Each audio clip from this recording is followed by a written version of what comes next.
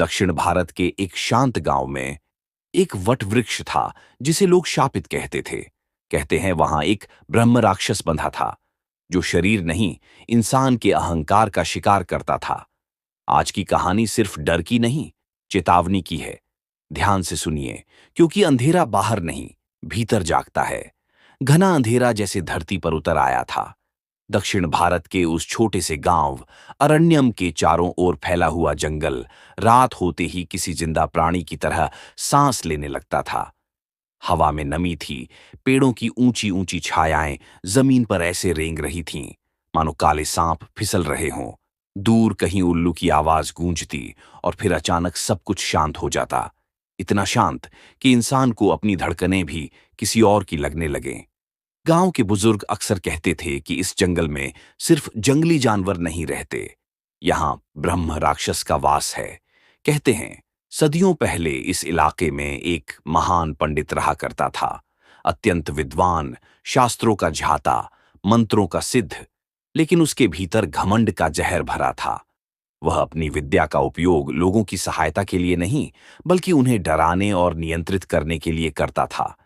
एक बार उसने देवताओं के विरुद्ध जाकर एक निषिद्ध तांत्रिक अनुष्ठान किया। उसी रात भयानक तूफान आया, बिजली गिरी और वह पंडित उसी पेड़ के नीचे झलकर मर गया जहां उसने अनुष्ठान किया था। कहते हैं उसकी आत्मा को मुक्ति नहीं मिली। विद्या और पाप के मिलन से वह ब्रह्म राक्षस बन गया, एक ऐसी सत्ता जिसके पास ज्ञान भी था और राक्षसी भूख भी। उस पेड़ को आज भी लोग शापित वट वृक्ष कहते थे। गांव के लोग सूर्यास्त के बाद उस जंगल की ओर नजर तक नहीं उठाते थे, लेकिन हर कहानी में एक ऐसा व्यक्ति होता है जो चेतावनी को अंधविश्वास समझ बैठता है। राघव शहर से आया एक युवक था। वह अपने दादा की पुरानी हवेली बेचने के इरादे से अरण्यम पहुंचा था। उसने गांव वालों की कहानियों पर हंसते हुए कहा, ये सब लोक कथाएं हैं, डर फैलाने के लिए बनाई गई बातें।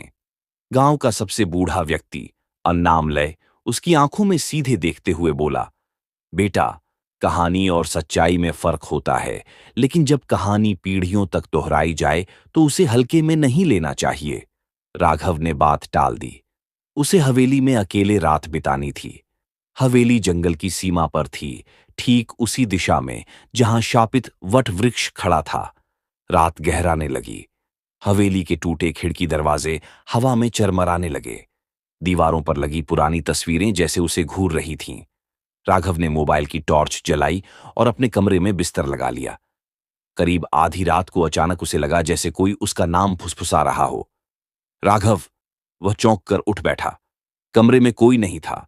उसने सोचा शायद हवा की आवाज होगी। फिर वही आवाज, इस बार थोड़ा स्पष्ट, राघव, बाहर आओ।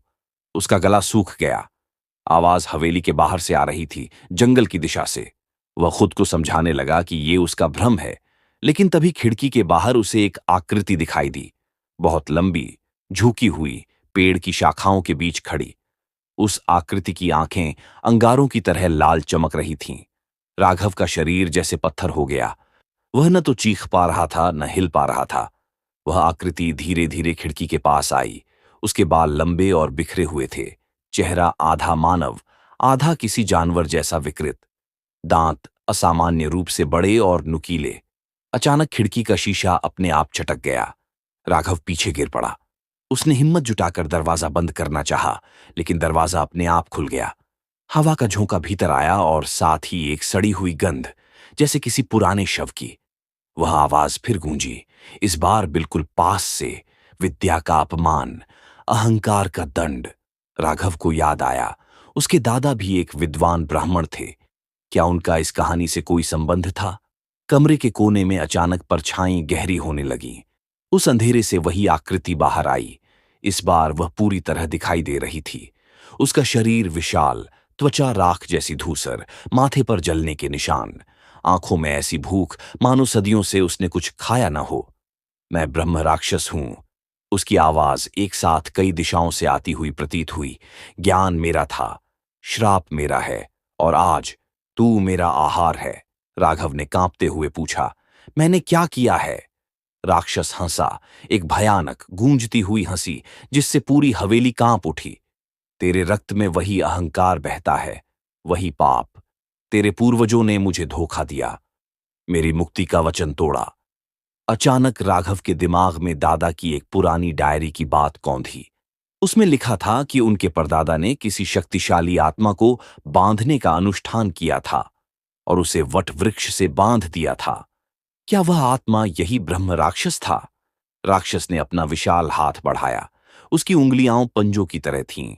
जैसे ही वह राघव के करीब आया, कमरे की दीवारों पर संस्कृत मंत्र अपने आप उभरने लगे, जले हुए अक्षरों की तरह। राघव ने महसूस किया कि हवेली केवल एक इमारत नहीं, एक बंधन है।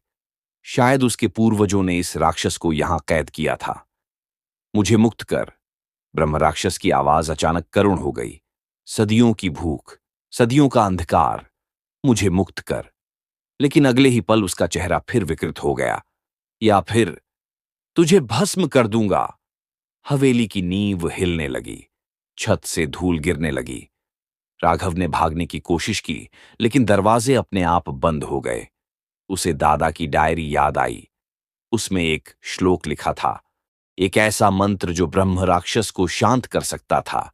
वह कांपती आवाज में मंत्र दोहराने लगा। जैसे ही शब्द उसके मुंह से निकले, राक्षस तड़पने लगा। उसकी चीख इतनी तीव्र थी कि कांच के बचे खुचे टुकड़े भी चूर हो गए। उसकी आंखों से रक्त जैसे आंसू बहने लगे। नहीं, ये मंत्र नहीं। लेकिन मंत्र के साथ ही हवेली के फर्श पर एक अग्नि चक्र उभर आया। राक्षस उस चक्र में बंध गया। राघव ने देखा कि उस राक्षस के चेहरे पर पीड़ा के साथ साथ एक अजीब सी राहत भी थी। तुम्हारे पूर्वजों ने मुझे बांधा, लेकिन मुक्ति नहीं दी।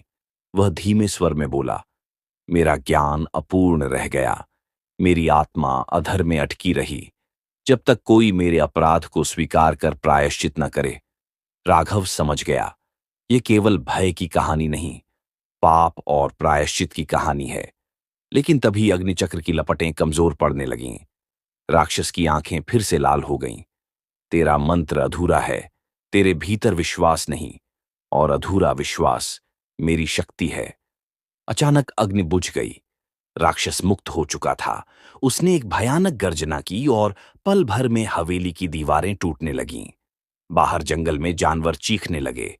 पेड़ों की शाखाएं जैसे झुककर उस दृश्य को देख रही थीं। राघव भागता हुआ हवेली से बाहर निकला, लेकिन सामने वही शापित वट वृक्ष खड़ा था। उसकी जड़ें जमीन से बाहर निकली हुई थीं, मानो किसी दैत्य के हाथ। राक्षस उसके पीछे पीछे था। भाग कहाँ रहा है? उसकी आवाज हवा में गूंजी। रात मेरी है, जंगल मेरा है, और अब तू भी मेरा है। राघव ठोकर खाकर गिर पड़ा। उसने पीछे मुड़कर देखा। राक्षस ठीक उसके सामने खड़ा था। उसकी परछाई पूरे जंगल पर छा गई थी। लेकिन तभी वटवृक्ष की जड़ों से एक हल्की रोशनी फूटी, जैसे किसी और आत्मा की उपस्थिति हो। राक्षस एक पल के लिए ठिठका। नहीं, ये असंभव है, उसने फुफकारते हुए कहा। रोशनी तेज होती गई। उसमें एक वृद्ध ब्राह्मण की आकृति उभरी, शांत, तेजस्वी। राघव ने पहचान लिया, यह उसके दादा के परदादा की आत्मा थी। उन्होंने गंभीर स्वर में कहा, तेरा पाप बड़ा था, लेकिन दंड अनंत नहीं होना चाहिए। जंगल में हवा का वेग बढ़ गया। दोनों आत्माओं के बीच एक अदृश्य शक्ति टकरा रही थी। राघव बीच में खड़ा कांप रहा था। एक ओर राक्षसी भूख, दूसरी ओर अधूरी मुक्ति। और उसी क्षण ब्रह्म राक्षस ने अपनी पूरी शक्ति इकट्ठा कर एक ऐसी चीख लगाई कि पूरा आकाश गूंज उठा। कहानी यहीं खत्म नहीं होती, क्योंकि उस रात जंगल में जो हुआ, उसने अरण्यम की किस्मत हमेशा के लिए बदल दी। आकाश में गूंजती वह चीख इतनी भयानक थी कि मानो बादलों के भीतर कैद आत्माएं भी तड़प उठी हों। हवा का रंग बदल गया। हाँ, रंग। राघव को सचमुच ऐसा लगा जैसे वातावरण नीला या काला नहीं, बल्कि धुंधला, रक्तिम हो गया हो। वट वृक्ष की जड़ें कांप रही थीं, जैसे किसी अदृश्य भूकंप ने उन्हें जकड़ लिया हो। ब्रह्म राक्षस की आंखें अंगारों की तरह दहक रही थीं। उसके सामने खड़ी वृद्ध ब्राह्मण की आत्मा स्थिर थी, शांत लेकिन अत्यंत तेजस्वी। दोनों के बीच ऊर्जा का भंवर घूम रहा था। सूखे पत्ते हवा में उठकर गोल गोल चक्कर काटने लगे। तू फिर आया, ब्रह्म राक्षस ने गुर्राकर कहा। सदियों पहले तूने मुझे बांधा था, आज भी तू मेरी मुक्ति में बाधा बनेगा। वृद्ध आत्मा की आवाज गहरी और स्थिर थी। मैं बाधा नहीं, संतुलन हूं। तेरी शक्ति असंतुलित है। तेरी भूख तुझे पशु बना चुकी है। भूख? राक्षस की हंसी जंगल में गूंज उठी। तू जानता है सदियों की भूख क्या होती है? ज्ञान की भूख, रक्त की भूख, मुक्ति की भूख, सब एक साथ। राघव उस भयंकर संवाद का साक्षी बना खड़ा था। उसके पैरों में जान नहीं थी, लेकिन आंखें उस दृश्य से हट नहीं रही थीं। अचानक ब्रह्म राक्षस ने अपना विशाल हाथ उठाया। उसके नाखूनों से धुएं जैसी काली लपटें निकलीं और सीधे वृद्ध आत्मा की ओर बढ़ीं। लेकिन जैसे ही वे लपटें पास पहुंचीं, एक अदृश्य कवच से टकराकर बिखर गईं। तेरा पाप तुझे बांधे हुए है, वृद्ध आत्मा ने कहा। जब तक तू अपने अपराध को स्वीकार नहीं करेगा, तुझे मुक्ति नहीं मिलेगी। अपराध? ब्रह्म राक्षस की आंखों में क्षण भर के लिए मानवीय पीड़ा झलकी। मेरा अपराध ज्ञान था। मैंने शास्त्रों को चुनौती दी, देवताओं से प्रश्न पूछे। क्या प्रश्न करना अपराध है? वातावरण अचानक शांत हो गया। राघव ने महसूस किया कि यह केवल शक्ति का संघर्ष नहीं, विचारों का भी युद्ध है। वृद्ध आत्मा बोली, प्रश्न अपराध नहीं, लेकिन जब प्रश्न अहंकार बन जाए, जब ज्ञान दूसरों को नीचा दिखाने का हथियार बन जाए, तब वह पाप बन जाता है। ब्रह्म राक्षस की आकृति डगमगाई। उसके शरीर से धुआं उठने लगा। वह जैसे अतीत में लौट रहा था। राघव की आंखों के सामने दृश्य बदलने लगा। जंगल गायब हो गया। उसकी जगह एक प्राचीन आश्रम का दृश्य उभरा। दीपक जल रहे थे, शिष्य बैठे थे और बीच में वही पंडित। अभी राक्षस नहीं बना था। उसका चेहरा तेजस्वी था, लेकिन आंखों में कठोरता थी। वह शिष्यों से कह रहा था, देवता भी त्रुटिहीन नहीं, वे भी ज्ञान की सीमा में बंधे हैं। मैं उस सीमा को तोड़ दूंगा। एक शिष्य ने भयभीत होकर पूछा, गुरुदेव, यह मार्ग निषिद्ध है। पंडित की आंखें क्रोध से भर गईं। निषिद्ध? ज्ञान का मार्ग कभी निषिद्ध नहीं होता। दृश्य बदल गया। वही पंडित वटवृक्ष के नीचे तांत्रिक अनुष्ठान कर रहा था। मंत्रों की ध्वनि गूंज रही थी। आकाश काला हो चुका था।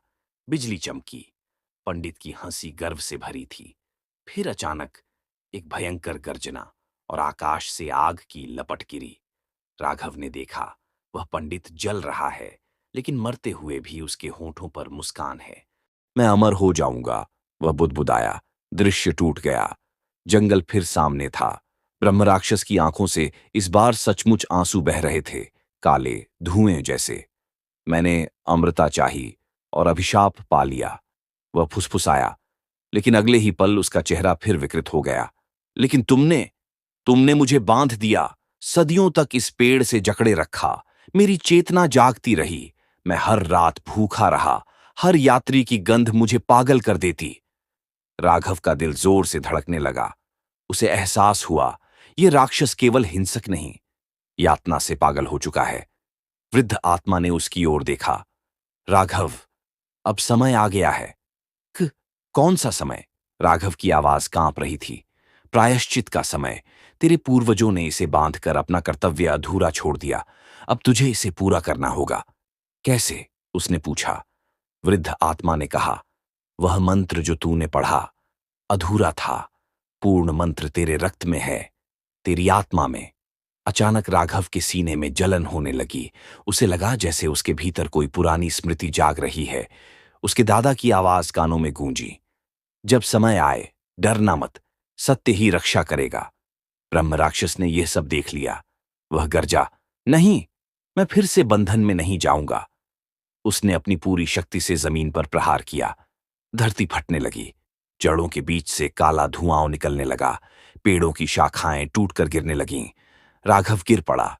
उसके कानों में एक तीखी सीटी जैसी आवाज भर गई। उसे लगा जैसे उसका मस्तिष्क फट जाएगा। तभी वृद्ध आत्मा ने अपना हाथ उठाया। उसके चारों ओर सुनहरी आभा फैल गई। वह आभा धीरे धीरे राघव के शरीर में समाने लगी। राघव ने महसूस किया, उसके भीतर कोई शक्ति जाग रही है। डर अभी भी था, लेकिन उसके पीछे एक दृढ़ संकल्प भी था। वह खड़ा हुआ। उसकी आवाज अब कांप नहीं रही थी।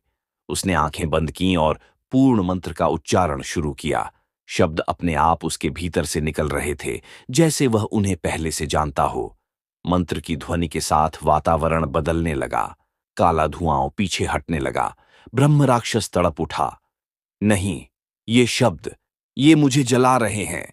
उसका शरीर आग की लपटों में घिर गया, लेकिन यह सामान्य आग नहीं थी, यह अग्नि शुद्धिकरण की थी। राघव ने मंत्र जारी रखा। उसके चारों ओर अग्नि का चक्र बन गया। वटवृक्ष की जड़ें चमकने लगीं। ब्रह्म राक्षस की चीखें अब पीड़ा से अधिक भय की थीं। मुझे नष्ट मत कर, मैं केवल मुक्ति चाहता था। राघव की आंखों में आंसू आ गए। मुक्ति विनाश से नहीं, स्वीकार से मिलती है। मैं स्वीकार करता हूं, राक्षस चीखा। मेरा अहंकार, मेरा पाप, सब स्वीकार है। बस इस अंतहीन भूख से मुक्ति दे। मंत्र की ध्वनि तेज हो गई। अग्नि की लपटें ऊंची उठीं। अचानक ब्रह्म राक्षस का विशाल शरीर सिकुड़ने लगा। उसकी विकृत आकृति धीरे धीरे बदलने लगी। दांत छोटे हो गए। आंखों की लालिमा कम होने लगी। कुछ ही क्षणों में वहां वही पंडित खड़ा था, मानवीय रूप में, लेकिन थका हुआ, जैसे सदियों की यातना उसके चेहरे पर अंकित हो। वह राघव के सामने घुटनों के बल बैठ गया। धन्यवाद, तूने मुझे बंधन से नहीं, मेरे पाप से मुक्त किया। वृद्ध आत्मा मुस्कुराई। अब संतुलन स्थापित हो चुका है। आकाश साफ होने लगा। बादल छूट गए। हवा में पहली बार शांति की गंध थी। लेकिन तभी पंडित का शरीर धुंधला होने लगा। अब मेरा समय समाप्त है, उसने कहा। लेकिन याद रखना, ज्ञान शक्ति है और शक्ति विनम्रता के बिना विनाश बन जाती है। उसकी आकृति प्रकाश में विलीन हो गई। वृद्ध आत्मा ने राघव की ओर देखा। तेरा कर्तव्य पूरा हुआ। अब यह जंगल शापित नहीं रहेगा। और आप? राघव ने पूछा। मैं भी मुक्त हूं, उन्होंने शांत स्वर में कहा। धीरे धीरे वह भी प्रकाश में समा गए। जंगल में अब केवल राघव खड़ा था। वटवृक्ष स्थिर था, अब उसकी जड़ें शांत थीं। हवा सामान्य थी। राघव ने गहरी सांस ली। उसे लगा जैसे एक भारी बोझ उसके सीने से हट गया हो। सुबह होने लगी। पक्षियों की चहचहाहट सुनाई दी। पहली बार उस जंगल में जीवन की आवाजें भय से अधिक स्पष्ट थीं। गांव वाले जब सुबह जंगल की ओर आए तो उन्होंने राघव को वटवृक्ष के पास खड़ा पाया, थका हुआ लेकिन जीवित। अन्नामलय ने उसकी आंखों में देखा। सब खत्म हो गया। राघव ने धीमे से सिर हिलाया।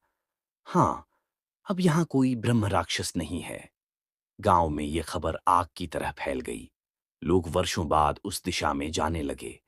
किसी को कोई अजीब आवाज नहीं सुनाई दी। रातें शांत रहने लगीं। लेकिन कहानी यहीं समाप्त नहीं होती, क्योंकि कभी-कभी जब पूर्णिमा की रात आती है और हवा में हल्की सी फुसफुसाहट तैरती है, कुछ लोग कहते हैं कि वट वृक्ष के पास एक मंद प्रकाश दिखाई देता है। वह भय नहीं होता, वह स्मरण होता है कि ज्ञान का मार्ग तेज है, लेकिन उस पर चलने वाला यदि विनम्र न हो तो वही मार्ग उसे ब्रह्म राक्षस बना सकता है। और अरण्यम के लोग आज भी अपने बच्चों को यह कहानी सुनाते हैं, डराने के लिए नहीं, बल्कि यह सिखाने के लिए कि अहंकार से बड़ी कोई भूख नहीं और प्रायश्चित से बड़ी कोई मुक्ति नहीं। लेकिन कहीं दूर, किसी और जंगल में, यदि फिर कोई विद्वान अपनी शक्ति को अभिशाप बना ले, तो कौन जाने, एक और ब्रह्म राक्षस जन्म ले ले। क्योंकि अंधकार कभी पूरी तरह समाप्त नहीं होता, वह केवल प्रतीक्षा करता है। और यह कहानी उस प्रतीक्षा की याद दिलाती है। सुबह की रोशनी अरण्यम के जंगल पर धीरे धीरे फैल रही थी, लेकिन उस उजाले में भी कुछ अजीब था। पक्षियों की आवाजें थीं, हवा सामान्य थी, वट वृक्ष स्थिर खड़ा था, फिर भी राघव के भीतर एक अनकहा भय बाकी था। पिछली रात जो हुआ वह किसी साधारण मुक्ति की कथा नहीं थी। वह ऊर्जा, वह अग्नि, वह चीख, इतनी विशाल शक्ति क्या सचमुच एक ही रात में विलीन हो सकती थी? गांव वाले उसे नायक की तरह देखने लगे थे। अन्नामलय ने उसके कंधे पर हाथ रखकर कहा था, बेटा, तूने हमारे पुरखों का भय खत्म कर दिया। लेकिन राघव की आंखों में उत्सव नहीं था। उसे रात का एक क्षण बार बार याद आ रहा था, जब ब्रह्म राक्षस की आकृति प्रकाश में विलीन हो रही थी। उसी पल उसकी लाल आंखों में एक क्षणिक छाया चमकी थी, जैसे कोई हिस्सा अब भी मुक्त न हुआ हो। उस रात राघव हवेली के खंडहर में नहीं लौटा। गांव के मंदिर में उसे ठहराया गया। लोग प्रसाद लाए, दीप जलाए, आभार व्यक्त किया।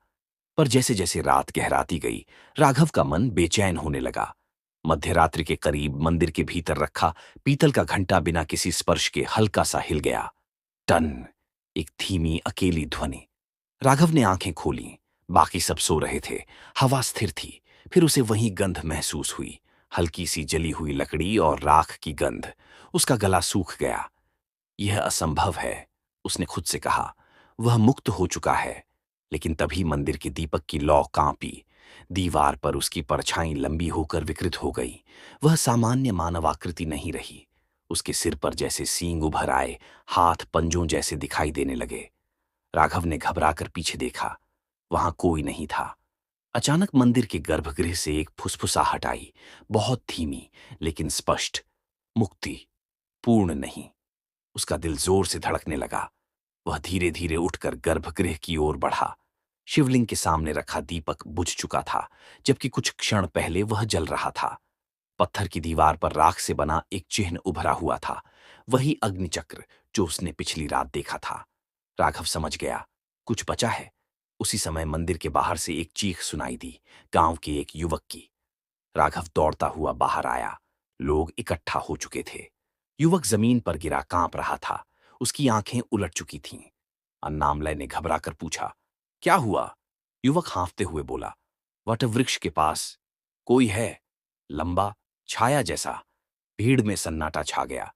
लेकिन वह तो, किसी ने कहना चाहा, पर शब्द अधूरे रह गए। राघव ने तय किया, उसे खुद देखना होगा। रात अभी पूरी तरह समाप्त नहीं हुई थी। आसमान गहरा नीला था। वह अकेला जंगल की ओर बढ़ा। हर कदम के साथ उसे महसूस हो रहा था कि जमीन ठंडी होती जा रही है। वटवृक्ष के पास पहुंचते ही हवा अचानक भारी हो गई। पेड़ों की पत्तियां बिना हवा के हिलने लगीं। और फिर उसने देखा, वृक्ष के तने पर एक काली परछाई चिपकी हुई थी, मानो धुएं से बनी हो। उसका आकार निश्चित नहीं था, लेकिन आंखों की जगह दो हल्की लाल चमकें दिखाई दे रही थीं। तू? राघव के मुंह से निकला। परछाई से आवाज आई, कमजोर लेकिन पहचानी हुई। मैं पूर्ण नहीं था। राघव का शरीर सिहर उठा। तुझे मुक्ति मिल गई थी। आत्मा को, हाँ, लेकिन अहंकार, वह ऊर्जा, वह शेष है। राघव को समझ आया। पिछली रात पंडित की चेतना मुक्त हुई थी, लेकिन सदियों का संचित अहंकार, क्रोध और रक्त पिपासा, वह नकारात्मक शक्ति जंगल में रह गई थी। वह अब किसी शरीर में नहीं थी, पर ऊर्जा के रूप में जीवित थी। तू क्या चाहता है? राघव ने पूछा। आकार, वह फुसफुसाहट बोली। मुझे नया आकार चाहिए। जंगल में अचानक ठंडी हवा चली। राघव ने महसूस किया कि वह ऊर्जा उसके चारों ओर घूम रही है। मैं तुझे शरीर नहीं दूंगा, उसने दृढ़ स्वर में कहा। परछाई हंसी, एक खोखली गूंजती हुई हंसी। शरीर तू देगा नहीं, कोई और देगा। अचानक परछाई वृक्ष से अलग हुई और जमीन पर फैल गई। वह धुएं की तरह रेंगती हुई जंगल की गहराई में गायब हो गई।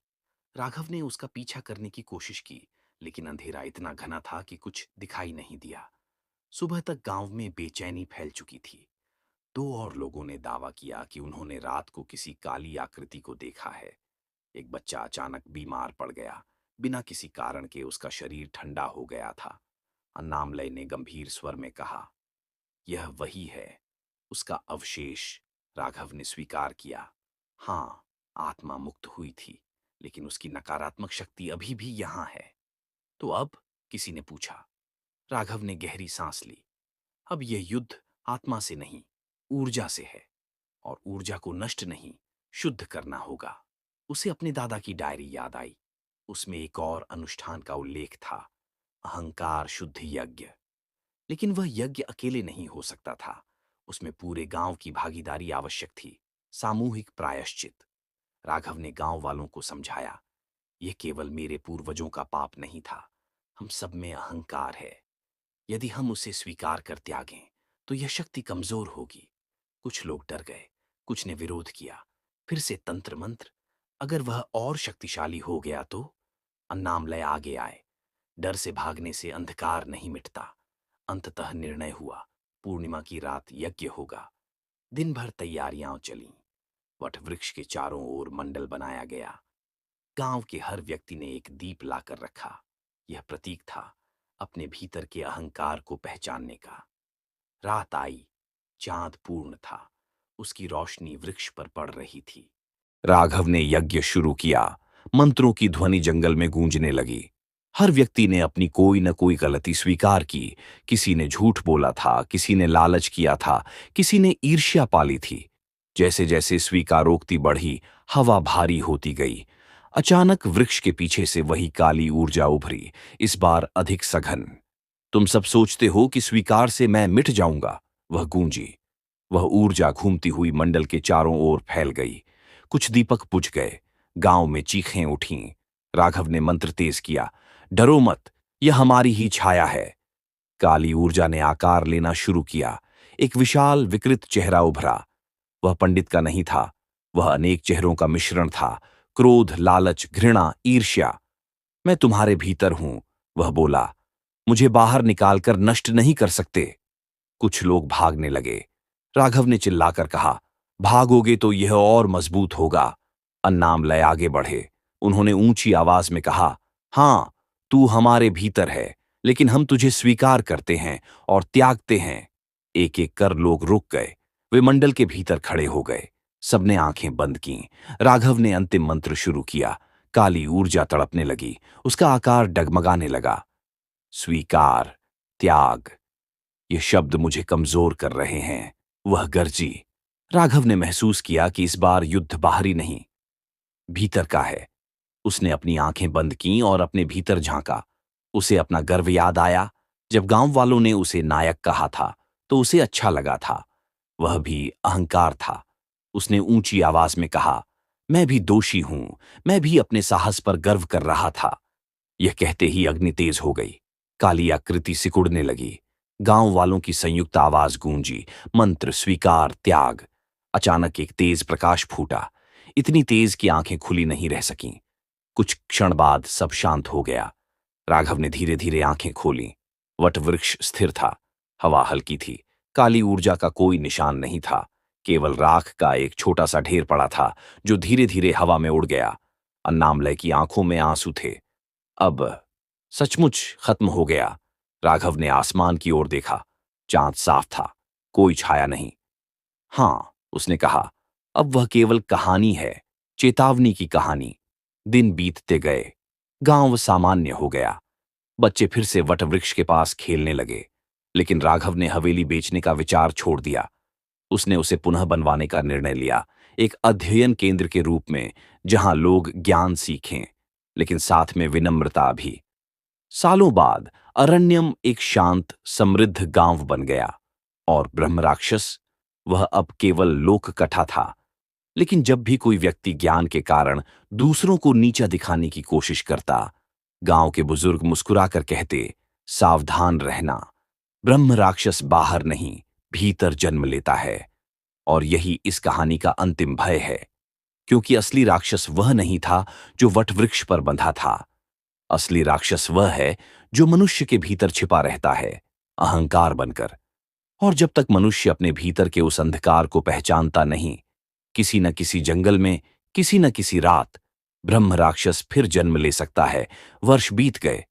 अरण्यम अब भय का पर्याय नहीं था। वट वृक्ष के पास, जहां कभी कोई सूर्यास्त के बाद कदम नहीं रखता था, वहां अब शाम को बच्चे खेलते थे। हवेली, जो कभी खंडहर और शाप का प्रतीक थी, अब विद्या निकेतन बन चुकी थी। एक छोटा सा अध्ययन केंद्र, जहां राघव गांव के बच्चों को पढ़ाता था। दीवारों पर संस्कृत श्लोक लिखे थे, लेकिन उनके साथ एक वाक्य भी उकेरा गया था, ज्ञान विनम्रता के बिना अधूरा है। राघव ने कभी अपनी कहानी को चमत्कार की तरह नहीं बताया। वह हमेशा कहता, यह युद्ध किसी राक्षस से नहीं, स्वयं से था। लेकिन जितना अधिक वह शांति को स्वीकार करने लगा, उतनी ही गहराई में कहीं एक अनदेखी बेचैनी जागती रही। कभी कभी रात में उसे वही हल्की जली हुई गंध महसूस होती, कभी हवा में बहुत धीमी फुसफुसाहट। उसने इसे भ्रम समझकर अनदेखा किया। एक वर्ष बाद, उसी पूर्णिमा की रात, जब गांव में उत्सव था, हवेली की पुरानी लाइब्रेरी में रखी दादा की डायरी अपने आप जमीन पर गिर गई। राघव ने उसे उठाया। डायरी का अंतिम पृष्ठ, जिसे वह पहले कभी नहीं देख पाया था, खुला हुआ था। उस पर धुंधले अक्षरों में लिखा था, यदि कभी ऊर्जा पूर्णतः शांत प्रतीत हो तो सावधान रहना, अंधकार का अंतिम स्वरूप मौन होता है। राघव का दिल धड़क उठा। उसी क्षण हवेली की खिड़की के बाहर से एक परछाई गुजरी, बहुत तेज, बहुत हल्की। वह बाहर दौड़ा। आंगन में कोई नहीं था, लेकिन वट वृक्ष की दिशा से एक काली चिड़िया उड़ी और अंधेरे में गायब हो गई। अगले कुछ दिनों में अजीब घटनाएं होने लगीं। गांव के दो बच्चों में अचानक असामान्य क्रोध दिखने लगा। एक युवक जो अध्ययन केंद्र में पढ़ता था, अहंकार से भर गया। वह दूसरों को अपमानित करने लगा। राघव ने ध्यान दिया, यह सामान्य व्यवहार नहीं था। ये जैसे भीतर की किसी छिपी ऊर्जा को हवा मिल रही हो। एक रात उसने ध्यान किया। आंखें बंद करते ही उसे फिर वही अग्निचक्र दिखाई दिया, लेकिन इस बार वह टूटा हुआ था। उसके चारों ओर छोटे छोटे काले बिंदु घूम रहे थे। तभी उसके भीतर एक आवाज गूंजी, तूने सोचा था मैं नष्ट हो गया? उसकी सांस अटक गई। कौन? उसने मन ही मन पूछा। मैं वह नहीं जो तूने मुक्त किया। मैं वह हूं जो मनुष्य की हर कमजोरी से जन्म लेता है। मैं रूप नहीं, प्रवृत्ति हूं। राघव को समझ आया, ये किसी एक ब्रह्म राक्षस की वापसी नहीं थी। यह उस शक्ति का सूक्ष्म स्वरूप था जो हर मनुष्य के भीतर है। तू क्या चाहता है? उसने पूछा। कुछ नहीं, बस अवसर। उस रात उसे सपना आया। वह वट वृक्ष के नीचे खड़ा था। वृक्ष की जड़ें इस बार जमीन में नहीं, बल्कि लोगों के सीने में ढंसी हुई थीं। हर जड़ एक भावना से जुड़ी थी, क्रोध, लालच, ईर्ष्या, घमंड। और उन जड़ों के बीच एक छोटा सा काला बीज धड़क रहा था। बीज ने आंखें खोलीं, लाल, छोटी लेकिन जीवित। राघव पसीने से तर जाग गया। अब उसे समझ में आ गया, ब्रह्म राक्षस का अंतिम स्वरूप कोई विशाल दैत्य नहीं, बल्कि एक बीज है। और वह बीज हर मनुष्य के भीतर अंकुरित हो सकता है। लेकिन क्या इसका अर्थ यह था कि संघर्ष कभी समाप्त नहीं होगा? उसने निर्णय लिया, इस बार वह अकेला युद्ध नहीं करेगा। वह ज्ञान को केवल पुस्तकों तक सीमित नहीं रखेगा। वह बच्चों को भावनाओं का संतुलन भी सिखाएगा। अध्ययन केंद्र में उसने एक नई परंपरा शुरू की। हर सप्ताह सब लोग एकत्र होकर अपनी कमजोरियां साझा करते। कोई अपने क्रोध को स्वीकार करता, कोई ईर्ष्या को, कोई असफलता के डर को। धीरे धीरे गांव में एक नई समझ जन्म लेने लगी। लेकिन अंधकार इतनी आसानी से हार मानने वाला नहीं था। एक रात अध्ययन केंद्र में आग लग गई। लपटें तेजी से उठीं। लोग दौड़े। पानी डाला गया। आग बुझ गई, लेकिन लाइब्रेरी का हिस्सा जल चुका था। राघव राख के ढेर के सामने खड़ा था। उसे वहीं जली हुई गंध फिर महसूस हुई। राख में उसे एक आकृति दिखी, बीज की, काले रंग का छोटा सा निशान। मैं अभी भी हूं। एक फुसफुसाहट आई। इस बार राघव डर नहीं गया। हां, उसने शांत स्वर में कहा, तू रहेगा, क्योंकि तू मनुष्य की प्रकृति है, लेकिन तू शासन नहीं करेगा। फुसफुसाहट हंसी। शासन मैं नहीं करता, मनुष्य मुझे आमंत्रित करता है। राघव ने गांव वालों को इकट्ठा किया।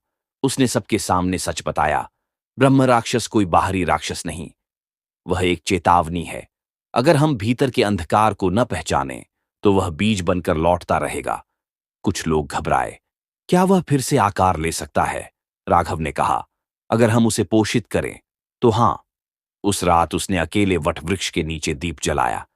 यदि तू सुन रहा है, उसने आकाश की ओर देखा, तो जान ले, हम अब तुझसे नहीं डरते। हम तुझे पहचानते हैं। वृक्ष की पत्तियां हिलीं। हल्की हवा चली। अचानक उसके सामने वही वृद्ध ब्राह्मण की क्षीण आकृति प्रकट हुई, पहले से भी हल्की, जैसे स्मृति का अंश। तू समझ गया, उन्होंने कहा। यह अंत नहीं, चक्र है, राघव बोला। वृद्ध आत्मा मुस्कुराई। हर युग में ब्रह्म राक्षस जन्म लेता है, कभी व्यक्ति के रूप में, कभी विचार के रूप में। उसे नष्ट करना संभव नहीं, उसे संतुलित करना ही मार्ग है। और यदि लोग भूल जाएं? राघव ने पूछा। तब कहानी उन्हें याद दिलाएगी। धीरे धीरे वह आकृति विलीन हो गई। समय बीता। अरण्यम की कहानी दूर दूर तक फैल गई। लोग यहां केवल भय की कथा सुनने नहीं, बल्कि सीखने आने लगे। राघव वृद्ध हो गया। उसके बाल सफेद हो चुके थे, लेकिन हर पूर्णिमा की रात वह वटवृक्ष के पास दीप जलाता। एक रात जब चांद असाधारण रूप से बड़ा था, उसने महसूस किया कि उसकी सांसें भारी हो रही हैं। वह वृक्ष के नीचे बैठ गया। शायद मेरा समय आ गया, उसने धीमे से कहा। हवा में हल्की फुसफुसाहट गूंजी, लेकिन इस बार उसमें भय नहीं था। उसे लगा जैसे जमीन के भीतर का वह काला बीज अब शांत है, सोया हुआ। याद रखना, उसने पास खड़े एक छोटे बच्चे से कहा, जो उसका शिष्य था, ब्रह्म राक्षस बाहर नहीं, भीतर जन्म लेता है। उसे पहचानना और उसे नियंत्रित करना, यही सच्ची साधना है। बच्चे की आंखों में आंसू थे। चांदनी वृक्ष पर गिर रही थी, हवा शांत थी, और उसी शांति में राघव की सांस थम गई। उसके जाने के बाद भी अरण्यम की परंपरा जारी रही। हर पीढ़ी को यह कहानी सुनाई जाती, डराने के लिए नहीं, बल्कि चेताने के लिए।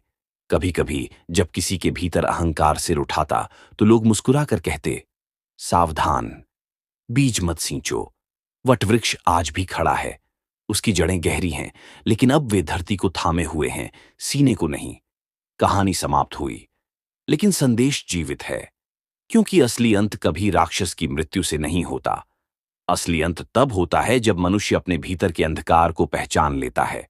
और जब तक यह पहचान जीवित है, ब्रह्म राक्षस केवल कथा रहेगा, वास्तविकता नहीं। तो क्या ब्रह्म राक्षस सच में मुक्त हो गया, या अब वह हर इंसान के भीतर बीज बनकर छिपा है? याद रखिए, अहंकार ही सबसे बड़ा श्राप है। अगर कहानी ने आपको छुआ हो, तो अगली खौफनाक दास्तान में फिर मिलेंगे। तब तक अपने भीतर के अंधकार से सावधान रहिए।